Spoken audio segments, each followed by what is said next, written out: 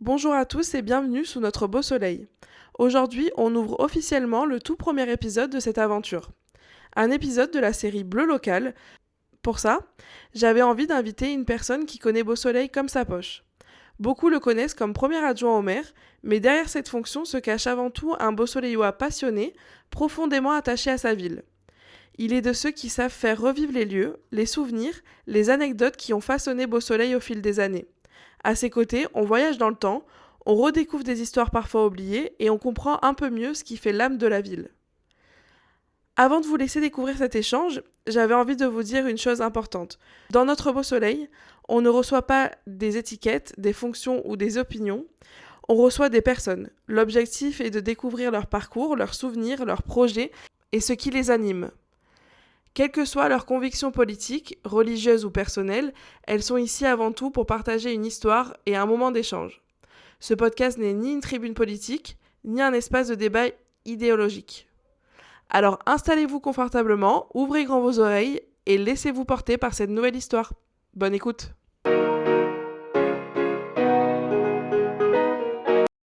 Bonjour Gérard. Bonjour Julia. Bienvenue sur notre beau soleil. Est-ce que tu peux te présenter en quelques mots ? En quelques mots, c'est toujours un peu difficile, mais je vais tenter d'être le plus bref, parce que j'ai tendance beaucoup à parler peut-être un peu exagérément. Bon, je m'appelle Gérard, je suis né de Stéphanis, je suis né le 13 janvier 1955 à Monaco. Ok. Mes parents habitaient Cap-d'Ail, et à l'âge de 6 ans et demi, ils se sont séparés. Papa était de Cap-d'Ail et maman de Beau Soleil. Tout naturellement, je suis venu vivre avec ma maman à Beau Soleil. D'accord. C'est ton premier lien avec Beau Soleil. C'est mon tout premier lien avec Beau Soleil, ma maman. Est-ce que tu peux nous présenter un peu ton rôle à Beau Soleil et ton engagement tout au long des années et surtout qu'est-ce que tu fais maintenant à Beau Soleil ? À Beau Soleil, j'ai vécu donc depuis l'âge de 6 ans et demi. J'ai 71 ans. J'ai poursuivi mes études en principauté concernant les études primaires et secondaires et mes études universitaires à Nice. D'accord. Donc je suis resté très centré Beau Soleil et le bassin de vie Beau Soleil Monaco. Rapidement, mon engagement s'est traduit par une implication auprès d'associations, et plus particulièrement d'associations sportives. Je suis passionné de sport et de football en particulier. C'est ta passion vraiment première, le sport ? Tout à fait. D'abord, ma première licence, bizarrement, elle était à l'AS Monaco. Une saison à l'AS Monaco. Et puis, rapidement, j'ai été transféré au FC Beau Soleil, club cher à mon cœur, avec des personnes qui, à l'époque, le président était M. Antoine Milot. D'accord. Le secrétaire général, M. Victor Machenaro, un personnage emblématique de notre ville, en cette période, avait attiré d'autres personnes au club. Et c'est lui qui a fait venir au FC Beau Soleil M. Roger Piccini, qui a été mon président emblématique du FCB pendant toute ma période de joueur et d'éducateur au Football Club de Beau Soleil. D'accord. Et pour du coup, la petite parenthèse, c'est donc mon grand-père. Absolument. Chère Julia, ton grand-père qui, avec Victor et toute une bande de papas dirigeants, nous ont donné cette fibre au club. Je pense en particulier à M. Émilien Capien, Marinelli et M. Eliodori. D'accord. C'était 3 passionnés, pères de famille, mais qui étaient vraiment engagés pour le football club. Une petite anecdote peut-être. Oui. Émilien Capien, son fils, à un moment donné, a signé à Monaco. Et lui a dit, moi, tu vas à Monaco, c'est ton problème, mais je reste dirigeant du Football Club de Beau Soleil. Et à l'époque, nous partions de la place de la mairie, l'ancienne place de la mairie, pour faire nos déplacements. Et un matin, on arrive sur la place, son fils partait avec Monaco, et nous, on partait jouer à Saint-Martin-Vésubie. Et il y avait eu un déficit de véhicules. Et Émilien a dit à son fils, tu pars te déplacer avec Monaco, fais ce que tu as à faire. Et lui avait été chercher le combi de son entreprise pour permettre à toute l'équipe, avec les 2 autres véhicules, de nous déplacer. C'est comme ça qu'on a été joué à Saint-Martin-Vésubie. D'accord. Le papa capien avec nous et le fils capien jouant ailleurs, Ouais. avec des difficultés de déplacement en plus. C'est pour montrer l'investissement du père, quoi. Absolument. Dans Beau Soleil. Auprès du Football Club de Beausoleil, qui est vraiment le club cher à mon cœur. Donc ça, c'est vraiment ta première attache, c'est finalement le club de Beau Soleil. Enfin, ton premier investissement dans la ville, finalement, c'est au biais du Football Club. Au travers du Football Club. Okay. Mon investissement, c'était l'ancienne place de la mairie que j'avais connue, avec effectivement tous les jeux. Les jeux de ballon étaient interdits, ah oui. Mais on jouait quand même. On était un peu poursuivis par l'appariteur. Et alors on avait trouvé un système, on prenait les ballons de plage qu'on gonflait. C'est des ballons plusieurs couleurs oui, je vois, en tranches, là. Et donc on jouait avec ces ballons. Donc ces ballons, plus on shootait fort, moins ils étaient précis. Mais ça nous permettait de jouer et de ne pas prendre trop de risques. Et quand la police arrivait, bien évidemment, on dégonflait le ballon, on le mettait dans la poche. Mais qui joue au ballon ? Personne ne joue au ballon, il n'y a pas de ballon ici. La place était un lieu de rassemblement important. Et au travers de cette première expérience associative, j'ai continué mon engagement sur les associations beausoleilloises. Et je me suis retrouvé éducateur au Football Club de Beausoleil, trésorier adjoint du FCB. Et puis pour finir, cet engagement associatif m'a conduit également à m'impliquer dans d'autres types d'associations. Et j'ai été en 1984, pour le 80e anniversaire de la ville, puisqu'on est une ville qui s'est créée en 1904, j'ai été président de l'Office de tourisme, qui à l'époque était une structure associative de type loi 1901. Et donc, je me suis retrouvé président de cette association, avec là aussi 2 vice-présidents vivant la cité, M. Joseph Izoard, qui était le directeur de la Banque Populaire à l'époque, de l'agence de Beausoleil, et M. Joseph Merlino.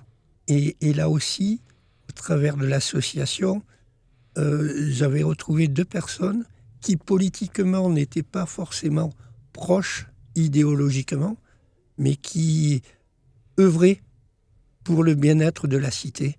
Et c'est au travers de ce type d'engagement, j'avais une trentaine d'années, c'était des personnes plus âgées, plus mûres, qui m'ont donné conscience qu'on peut avoir un engagement politique sans pour autant que ce soit clivant. Et malheureusement, c'est ce qu'on connaît aujourd'hui. La politique nationale a tendance à faire monter des blocs entre eux. Alors qu'au contraire, c'est par le dialogue, par des buts à atteindre, bien évidemment, suivant l'engagement que l'on a, le chemin pour arriver au but n'est pas forcément le même, mais cette volonté d'apporter quelque chose à la communauté qui m'a conduit naturellement, après des passages donc dans l'associatif, de rentrer en politique locale, parce que j'ai considéré que la mairie, c'est peut-être la première association d'une ville, et cet apport fait, et cette idée que je me fais de la vie de la cité, c'est-à-dire un partenariat entre l'élu, qui a en charge une vision, l'administration, les fonctionnaires qui mettent en œuvre cette vision pour l'intérêt du plus grand nombre. Et c'est par ce biais-là que je suis rentré en politique. Ça c'est intéressant ce que tu racontes, parce que finalement, Enfin, tu l'as bien expliqué, des fois on croit que la politique c'est un peu comme à l'échelle nationale, mais là c'est vrai que ça peut être un peu plus doux et un peu plus... Enfin, tu peux t'investir dans ta ville en étant en politique sans être clivant, comme tu l'as très bien dit tout à l'heure. Donc, vers quel âge t'es rentré à la mairie? Alors j'ai une première tentative en 1983. D'accord. Donc en 83, je suis né en 55, donc j'ai 28 ans, je crois. Je te laisse faire les calculs. Voilà, mais je pense que c'est ça. Oui, c'est ça. Et donc, il y avait deux listes. Généralement, il y avait deux listes en présence.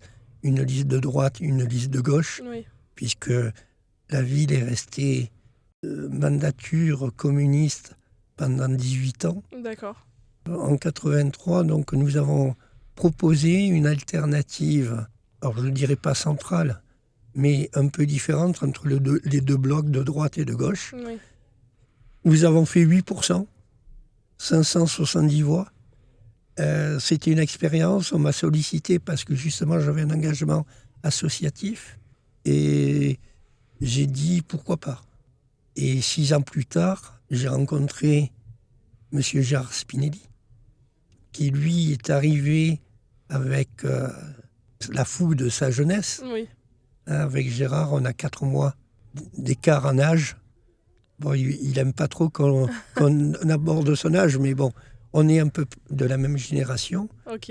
Je le rencontre, on parle sport, on parle vie de la cité, et autour de ça, on se retrouve. J'intègre rapidement son premier cercle d'engagement politique. Il a une vision de développement de la cité qui m'intéresse beaucoup. Et donc, je m'implique avec lui sur les différentes élections. 1988, il est élu conseiller général. D'accord. Et en 1989, je fais partie de sa première liste municipale.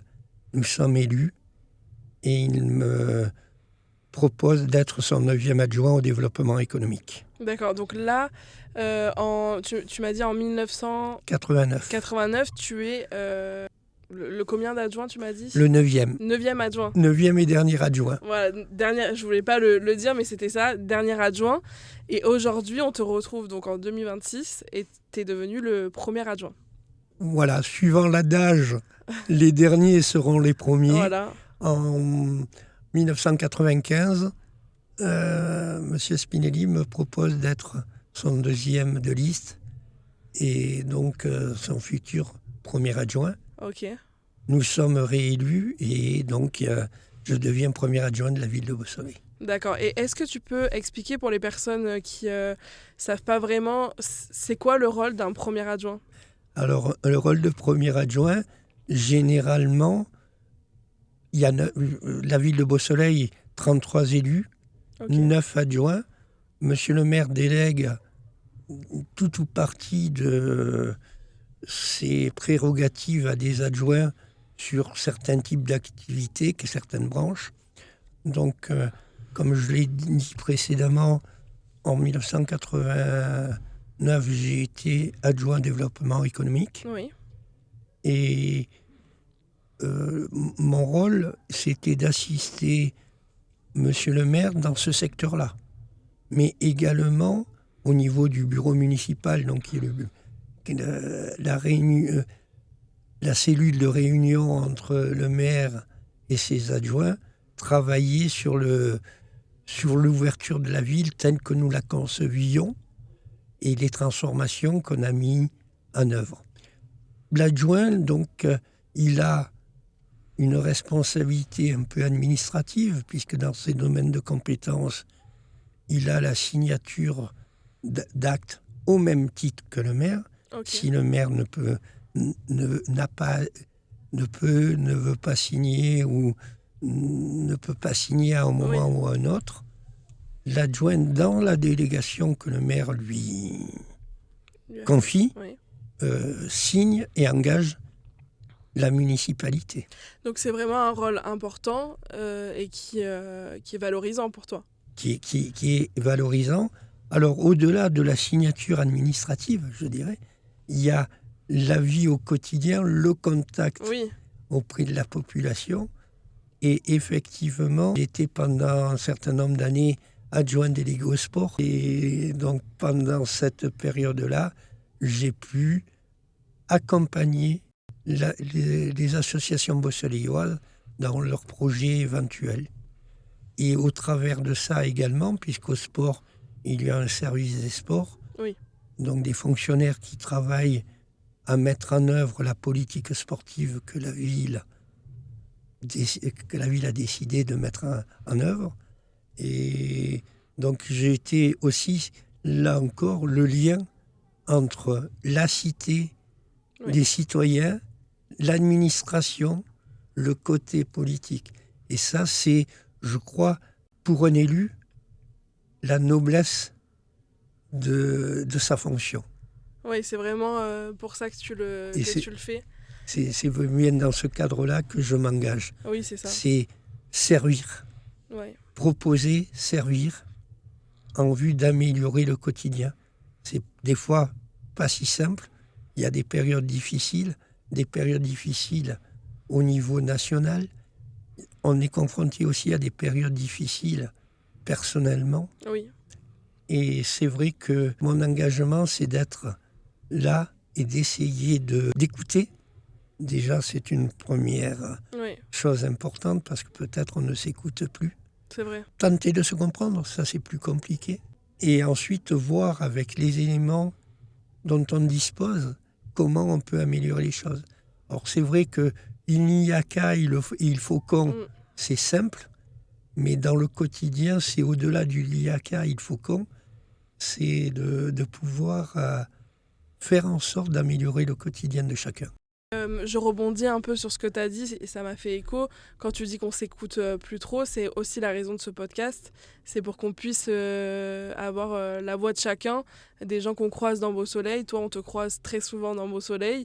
Les gens te connaissent forcément, mais n'ont pas tous les tenants et les aboutissants de ta carrière non plus. Donc, c'est bien de te recevoir aujourd'hui pour te mettre un peu en lumière sur tes actions tout au long de ta carrière, finalement. Ben, je t'en remercie et j'espère qu'effectivement, d'autres personnes franchiront le pas De venir. de venir et d'échanger avec toi, d'aborder le quotidien Oui, de notre ville, une ville chère à mon cœur, très spécifique quand même, puisqu'on est oui. une des villes les plus cosmopolites de France. C'est ça qui est beau aussi. Ces particularités, ça doit être un atout. Oui, Mais pour que ça soit un atout, il faut que ce soit compris par tous. Et des fois, c'est un peu difficile dans notre monde de plus en plus égoïste oui. de dire, mais il y a l'autre, Mm. et au travers de l'autre, il y a une vie possible ensemble. Ça, c'est important. Les gens de Beau Soleil, ils sont tous différents. On est tous... voilà, il faut vivre ensemble et ça, c'est très important, quoi. Et c'est aussi ce que vous essayez de faire. Enfin, c'est vos missions aussi. Les personnes de la mairie, n'importe quelle échelle, c'est de faire que tout le monde vive ensemble bien. Et toi, qu'est-ce que tu dirais à quelqu'un qui veut se lancer, par exemple, comme toi, dans une carrière un peu politique, dans une ville comme Beau Soleil, à un jeune comme moi, par exemple, qu'est-ce que tu lui dirais ? Mais je lui dirais, si c'est la volonté d'apporter, mais réellement d'apporter, pas forcément de se mettre en avant, Oui. mais d'apporter, il faut y aller parce que toutes les idées sont bonnes à prendre, peut-être pas à mettre en œuvre, parce que des fois il y a des contraintes Oui. qui échappent.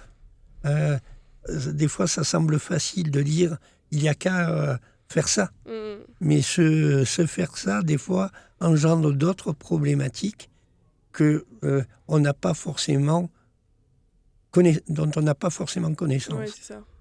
Et l'engagement, c'est ça aussi.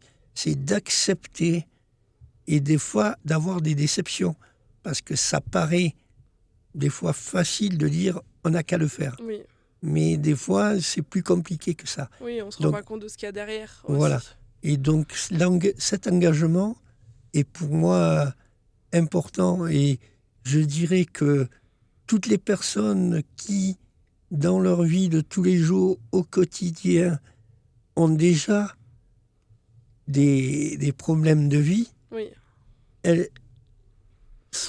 ces problèmes-là peuvent aussi se régler par une volonté d'échange, de participation. oui, Donc les jeunes qui veulent s'engager peuvent peut-être commencer comme moi, au travers de l'associatif, oui, et puis progressivement rentrer en politique, mais la notion politique au sens noble du terme, oui.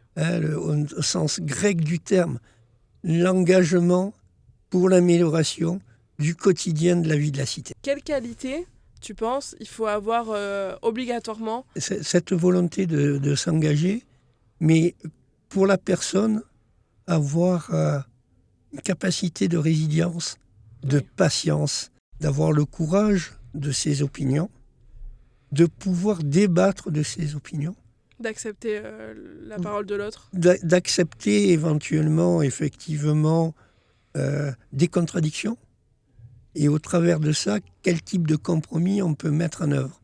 La résilience dans notre monde est important. Oui, c'est vrai que c'est une valeur qu'il faut avoir. Maintenant, est-ce qu'on peut revenir un peu sur les événements de Beau Soleil et surtout, toi, l'événement que tu préfères? C'est dur de choisir parce qu'il y en a beaucoup à Beau Soleil, c'est vivant. Mais qu'est-ce que toi, tu pourrais vraiment porter et ne pas enlever comme événement sur Beau Soleil?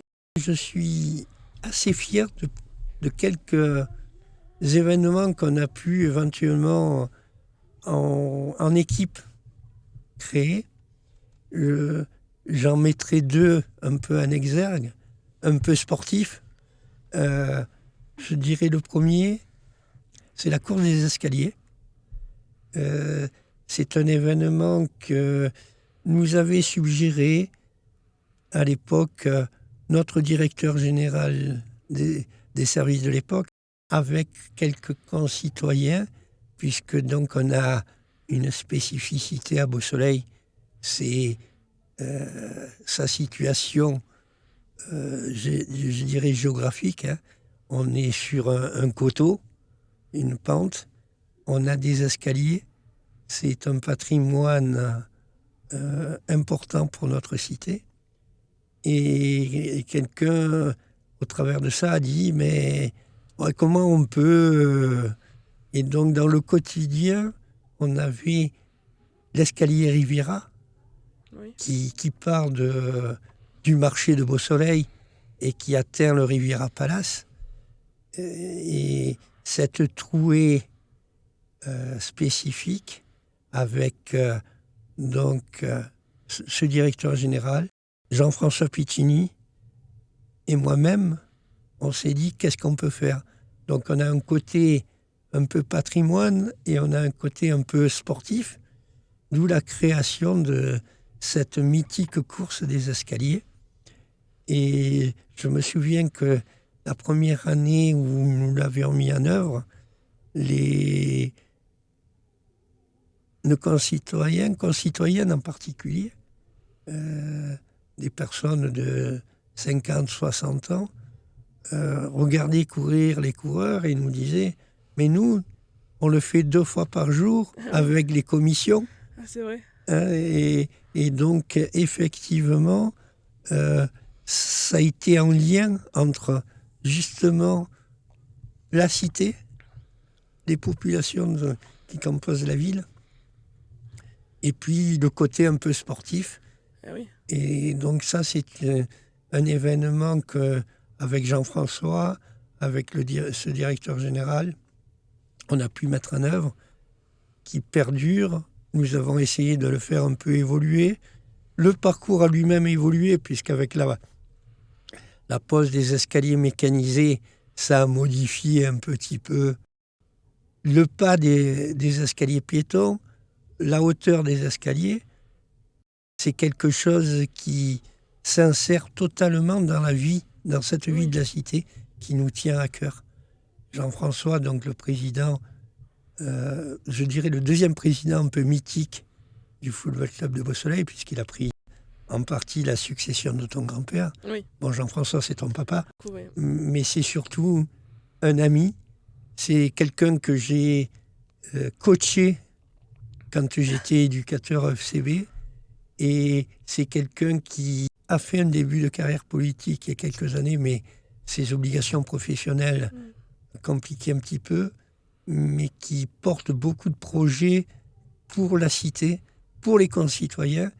Et je suis heureux pour ce mandat qu'il ait pris ma succession en tant que délégué au sport. Et je crois que ce qui a été fait par le passé, il va le poursuivre et le dynamiser. Et donc je pense que le choix de monsieur le maire de lui confier la délégation des sports a été un très très très bon choix. Et on espère le recevoir sur le podcast bientôt. Je crois qu'il en sera heureux et peut-être un peu déçu que je passe avant lui, mais je pense, non, on a tellement de bonnes relations. Oui. Je dirais, je ne suis pas de la famille Piccini, mais je crois que je suis considéré un peu comme le cousin proche de la famille. Mais au-delà de ça, c'est surtout l'engagement qui est le nôtre pour cela.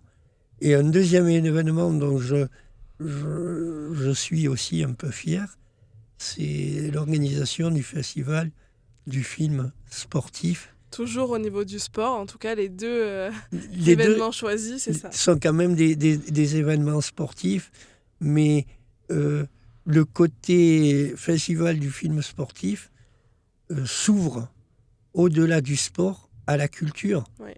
Et donc à la culture et toujours cette notion de patrimoine, puisque la Fédération internationale qui chapeaute notre festival, qui en réalise une vingtaine à travers le monde, je citerai Pékin, Rio, Barcelone, et pour la France, Beausoleil. Donc quelque part, c'est une fierté. Une belle fierté, Une belle fierté. C'est organisé avec le comité départemental olympique et sportif, mais au-delà de ces notions de sportif, il y a une notion de culture. Oui. Un petit chiffre, plus de 80% d'élèves dans des classes de quartier n'ont pas le français en langue maternelle. Et oui. Donc cette diversité culturelle, sociale, cultuelle existe vraiment à Beausoleil, et notre ville doit être un laboratoire justement pour permettre cette notion de mieux vivre ensemble. Aujourd'hui, vous m'accueillez dans le village Charlot. J'avais mettre en avant un troisième point, mais là j'étais un peu moins présent et impliqué, mais je me suis associé totalement au projet, et ce tiers-lieu pour moi est très important.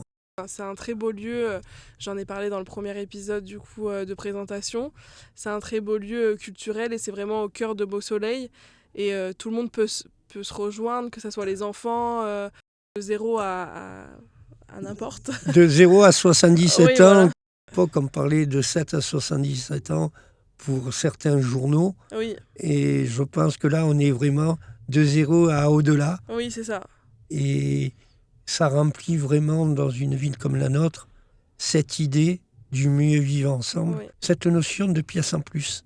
Oui. Dans une ville comme Beausoleil, où les appartements sont quand même assez contraints, de pouvoir voir, là je suis en train d'échanger avec toi et je vois les jeunes qui sont en train de colorier, des adultes en train de constituer un puzzle, pouvoir permettre à la fois à des enfants d'accéder à des jeux vidéo, accéder à des ordinateurs.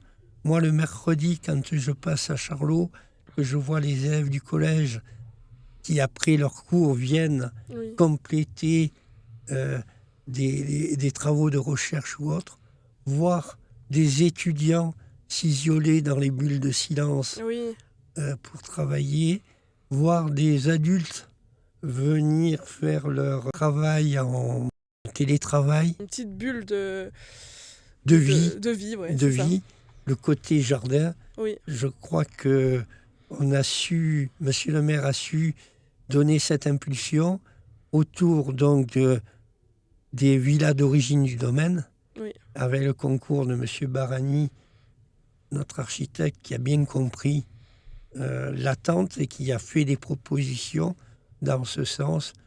Le côté ancien et le côté moderne qui se marient totalement. Oui.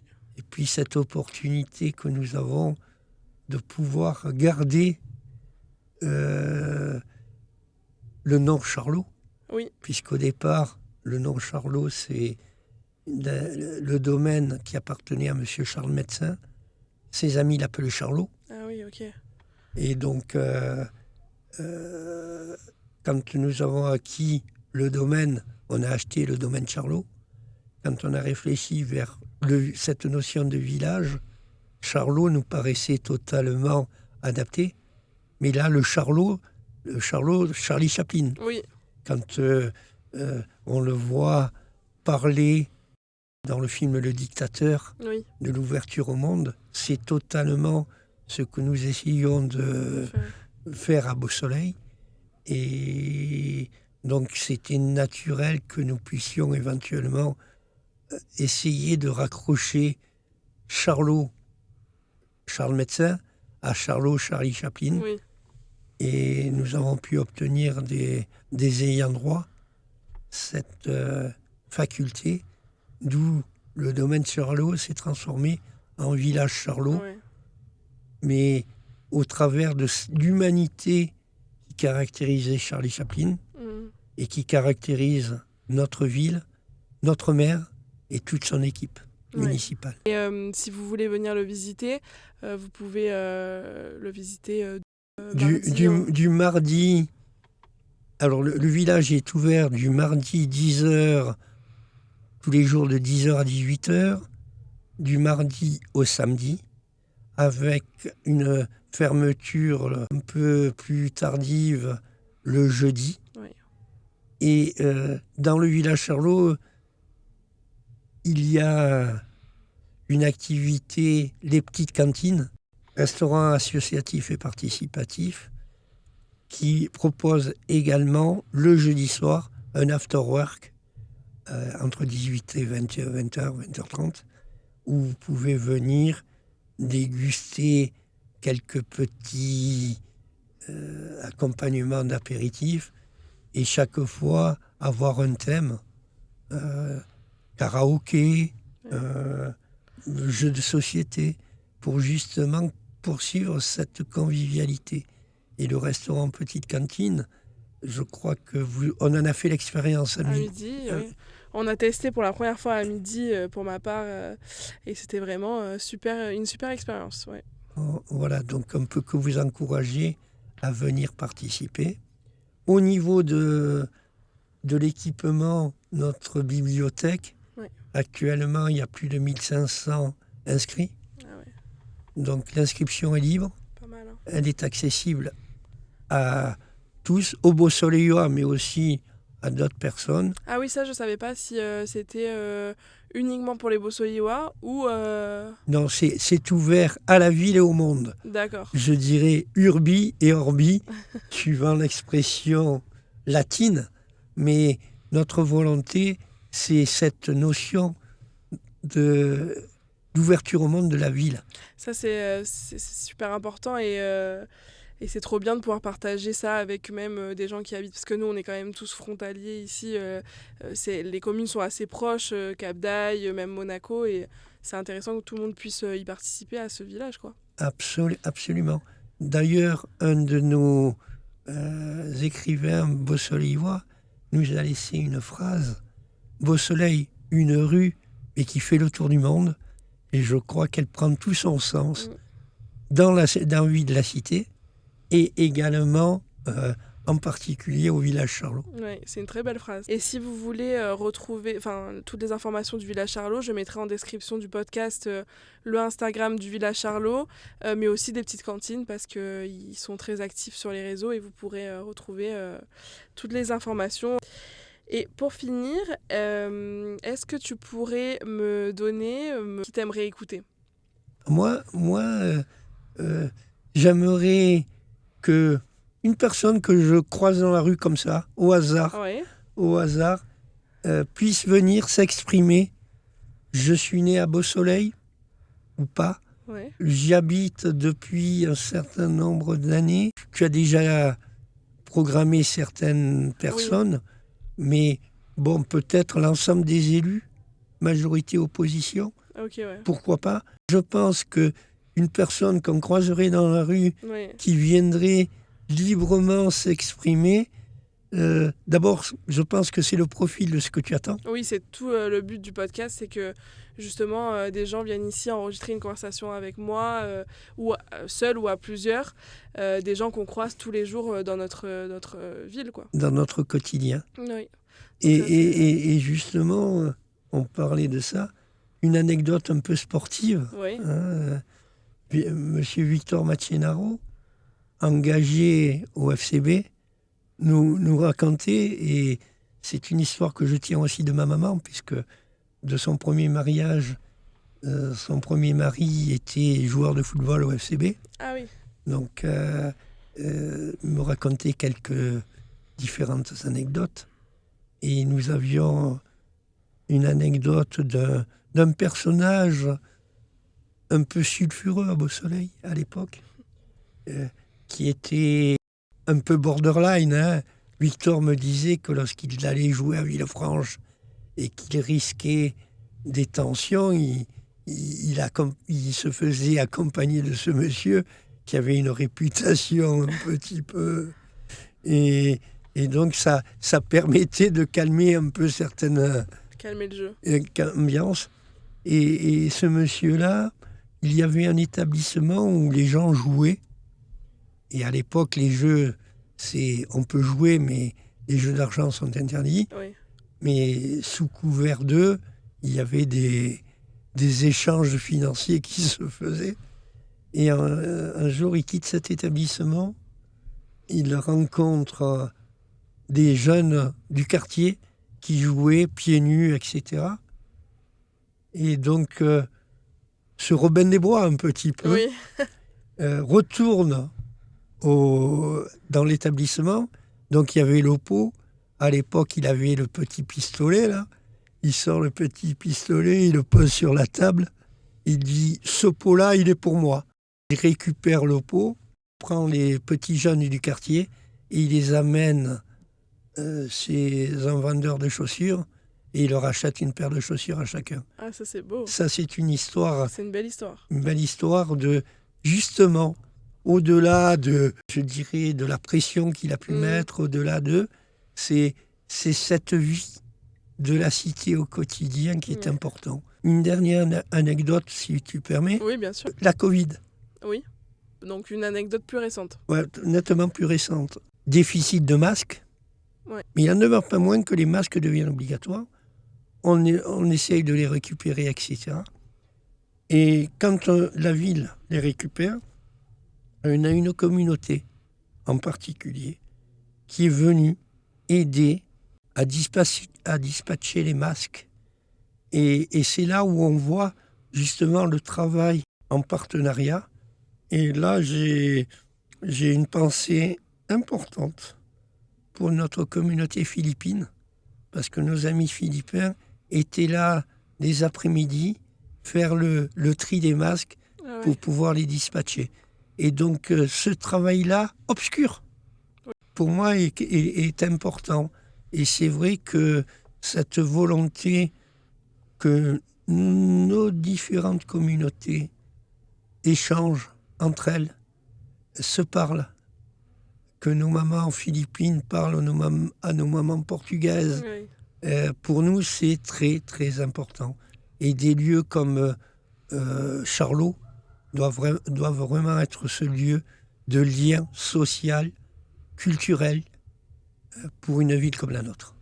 C'est vraiment la solidarité aussi de tout ça, là, quand tu t'expliques qu'ils se sont tous réunis pour les masques, pour aider pour les masques. C'est vraiment là qu'on voit la solidarité et qu'il n'y a pas justement de communauté, quoi. Voilà, c'est tout le monde pour la cité. Voilà, tout le monde pour la cité. C'était un beau mot de la fin, je trouve, pour ce podcast. Et merci en tout cas pour tes anecdotes. Je voulais prendre le temps de te remercier parce que tu seras le premier épisode de ce podcast. que c'est vrai que tu as un visage de beau soleil, mais aussi moi, dans mon enfance et dans toute ma vie, je t'ai connu, comme tu disais tout à l'heure. Je suis très contente que tu sois là aujourd'hui. Et aussi d'avoir accepté si rapidement, parce que tu as accepté vraiment sans arrière-pensée. Et tu savais même pas finalement ce que c'était ce podcast. Et tu as pris le temps de m'écouter. Donc merci beaucoup pour tout ça. Et j'espère que beaucoup de monde va écouter, au-delà du premier adjoint, tout ça, l'humain et ton petit parcours de vie pour Beau Soleil. Donc merci beaucoup à toi. Mais merci, pleine réussite. J'espère. Et j'espère que tu auras... Bon, tu as déjà un calendrier d'interviews, mais je vais prêcher pour que tu aies des... Parce que c'est souvent la personne qu'on croise comme ça dans la rue, qu'on ne connaît pas, et qui a des choses à dire. Oui, des histoires à raconter, des choses à dire... et puis ça fait des fois du bien aussi de venir déposer quelque chose ici, dans un petit cocon, de parler de son histoire, de mettre en valeur les gens, c'est le top. Merci d'avoir pensé à moi pour être en quelque sorte le parrain de ton émission. Ouais, l'ambassadeur. L'ambassadeur et le parrain de ton émission. Et puis à très vite. À très vite. Merci beaucoup. Merci.